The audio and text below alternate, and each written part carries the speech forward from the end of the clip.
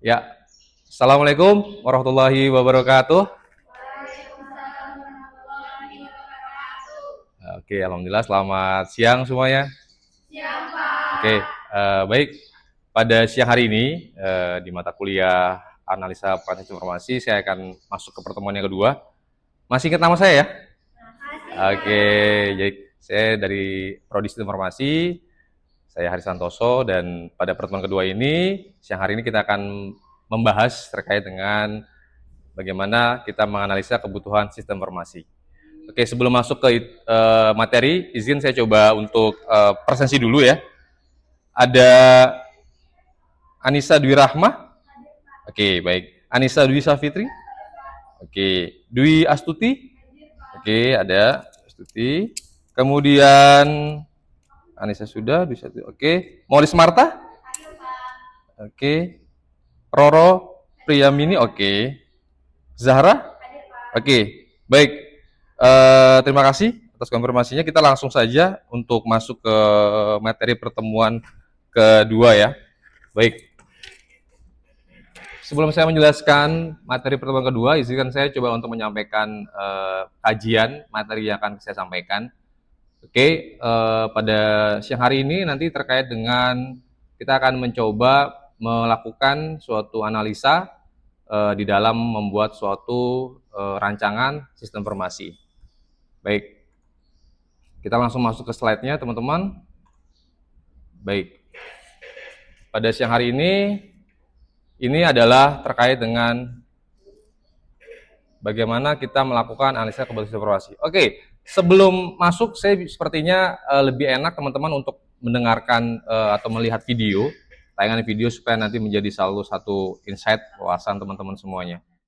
Kalau teman-teman lihat, kebutuhan lemah itu adalah sumber utamanya adalah kegagalan. Jadi secara proyek di sini, secara kita lihat di bagian di sini adalah 33% tingkat kegagalan, sebagian 50% dan suksesnya itu 70%.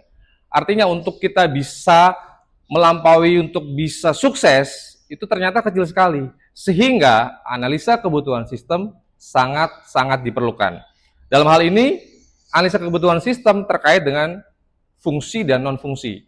Fungsional itu terkait dengan bagaimana sistem itu bisa bekerja secara efektif dan seterusnya. Itu adalah terkait dengan fungsional. Terkait dengan non-fungsional, terkait bagaimana sistem itu di luar kendali sistem. Artinya dia sifatnya kepada jaringan, speed, kecepatan, aksesibilitas sistem, dan seterusnya. Itu terkait dengan proyeknya. Ya, jadi sudah kita breakdown, tadi kebutuhan itu tadi sudah kita bagi menjadi dua ya. Jadi fungsional dan non fungsional ini sangat-sangat penting di saat nanti kita di step yang keempat bicara terkait bagaimana prosesnya dan juga tekniknya. Dan nanti pada saat endingnya kita akan coba implementasikan dengan studi kasus ya teman-teman. Di mana pelanggan itu kita harus lihat bagaimana dia melakukan aktivitas, yaitu melakukan step pertama adalah apa? Menyerahkan barang, ya kan? Yang kedua, memberikan pembayaran. Oke, di fase analisis ini nantinya kita akan tahu apa yang kebutuhan pengguna inginkan. Jadi saya ingin sistem ini bisa efektif, Pak. Tidak lagi saya menggunakan kebutuhan dokumentasi manual, Pak. Nah, di sini tekniknya di sini, teman-teman. Kita lihat dulu bagaimana requirement dari pengguna itu, pengguna oleh end user, dan nanti setelah itu baru tahapannya adalah bagaimana memvalidasi. Validasi itu lebih benar-benar mengakurasi bahwasanya ini benar-benar sesuai dengan kebutuhan pengguna. Dan sudah divalidasi, sudah dilakukan verifikasi, dan setelah itu nanti tahapan selanjutnya adalah pengujian. Ini adalah tahapan akhir untuk mendefinisikan apakah sistem yang kita rancang, sistem yang kita buat itu sesuai dengan kebutuhan dari user, seperti itu. Oke, ini sekilas dari videonya ya. Baik, saya rasa itu yang sebagai intermezzo. Oke, teman-teman, sekarang kita masuk ke materi ya. Bentar ya. Oke, baik. Sekarang kita masuk ke materinya, di mana kita akan coba melihat ini adalah bagian blueprint untuk analisa kebutuhan sistem informasi. di mana kita bisa lihat beberapa bagian yang sangat-sangat penting yang kita harus ketahui, antara lain ya. Di sini beberapa sumber, yaitu dari Robinson juga dari Anton, terkait dengan fisiologi dan kualitas ataupun juga dengan kesesuaian dan juga tujuan. Punya nilai guna, ya kan, user friendly dan seterusnya. Itu bagian dari suatu karakteristik sistem. Oke, dan yang paling penting adalah kita juga harus bisa mengetahui apa itu namanya efek bola salju, yaitu adalah penalti biaya kesalahan. Artinya jangan sampai di sini announcement yang paling penting adalah keterlambatan koreksi kesalahan itu nanti endingnya adalah menunda perbaikan hingga fase akhir, yang nantinya akan meningkatkan biaya hingga 200 kali lipat ya. Jadi jangan sampai teman-teman ini nanti salah untuk melakukan analisa kebutuhan sistem, yang berakibat impact-nya adalah kesalahan tadi akan lebih mahal, bahkan sampai 200 kali lipat. Oke. Nah, di sini kita akan lakukan pemetaan dulu, teman-teman. Ya, pemetaan kebutuhan yang harus dimodelkan. Di sini kita coba lihat dari mulai requirement, desain, implementasi, dan juga testing atau pengujian. Ya, dalam matriks RUP-nya, Rational Unified Process, di sini ada namanya inception, elaborasi, construction, dan transisi. Ini pemetaan di awal. Kalau terkait fungsi dia lebih updating, tapi kalau non fungsi lebih kepada keamanan, ya kan? Dan juga karakteristiknya adalah tindakannya sistematis. Namun kalau non fungsinya lebih kepada UX atau lebih kepada pengalaman. Oke, dari paparan yang saya sampaikan, saya coba review lagi. Sumber utama dari kegagalan dari kita melakukan project ini apa? Salah satu indikatornya. Ya, silakan Zara. Sumber kegagalan itu yang pertama recruitment yang lemah, atau ketidaklengkapan data. Ketidaklengkapan data. Oke, baik. Terima kasih.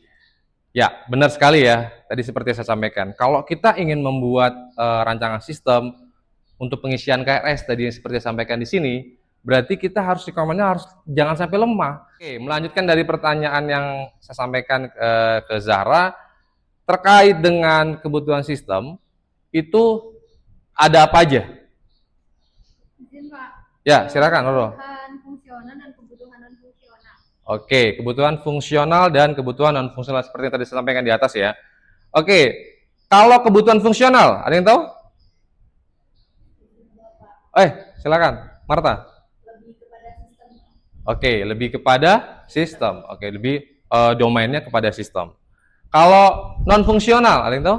Izin menjawab, Pak. Ya. Sistem dan keamanan. Oke, domainnya di luar sistem, dia lebih kepada keamanan. Oke, jadi teman-teman saya anggap sudah memahami ya. Jadi saya terkait dengan proyek kegagalan itu salah satunya adalah lemahnya kita melakukan suatu responden, kemudian terkait dengan kebutuhan sistem tadi ada fungsional, ada non fungsional. Nah, itu teman-teman saya yakin sudah paham ya.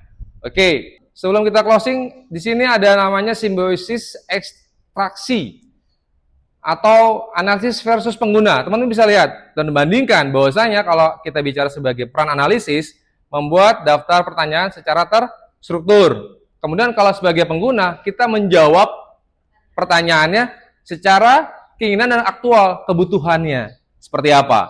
Kemudian selanjutnya adalah melakukan wawancara untuk menggali kebutuhan, untuk mendapatkan sistem yang baik, untuk mendapat sistem yang sesuai, yang user friendly. Kita membutuhkan menggali kebutuhan apa yang user inginkan seperti itu. Kemudian secara pengguna dia akan memberikan informasi yang akurat, baik itu mungkin secara permasalahan di lapangan maupun terkait dengan informasi bagaimana sistem ini sesuai untuk kita gunakan.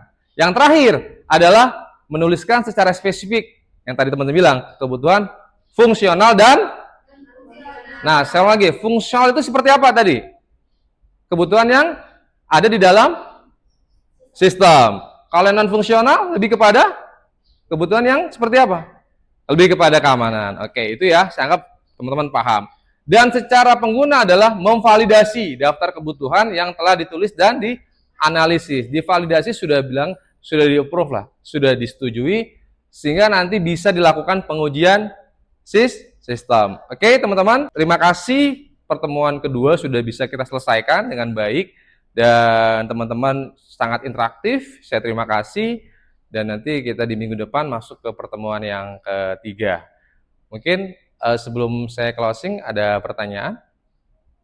Cukup ya? Oke, baik. Saya kira cukup karena waktu sudah menjelang zuhur. Oke, teman-teman bisa istirahat dan bisa menunaikan ibadah sholat zuhur. Terima kasih dan mohon maaf apabila ada hal yang kurang berkenan. Saya akhiri. Wassalamualaikum warahmatullahi wabarakatuh.